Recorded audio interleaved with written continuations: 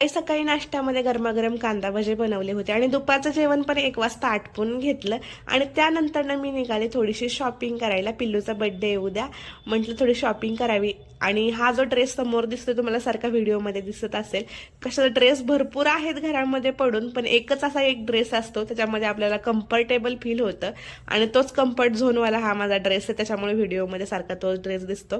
तर तयारी वगैरे करून आम्ही निघालो डीमार्टला आणि समोर जो स्विमिंग पूल तयार झालेला होता तर त्याचा पूर्ण स्विमिंग पूल बुजवून टाकलेला आहे आणि आता ही तर खडी आणून टाकली. रस्त्याचं काम चालू आहे, आता माहित नाही कधी कंप्लीट होते.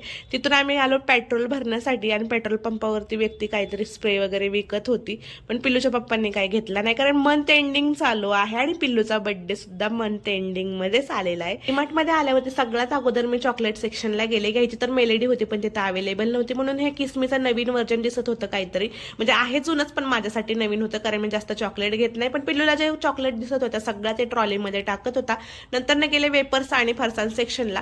कालच ध्रुव राठीचा मी बालाजी वेपर्सचा व्हिडिओ बघितला होता, म्हटलं बालाजीचंच वेपर्स घ्यावे आणि पिल्लूसाठी एक टी शर्ट पण घेऊन टाकला. म्हटलं दिवाळीला तर ड्रेस घ्यायचाच आहे तर सध्या फक्त टी शर्ट घेऊन टाकावा बर्थडे साठी. आणि ह्या ज्या 4 प्रकारच्या जेली दिसत आहेत तुम्हाला, त्या फक्त एक जेली 4 रुपयाला होती, म्हणजे 16 रुपयाच्या मी 4 फ्लेवरच्या 4 जेली घेतल्या.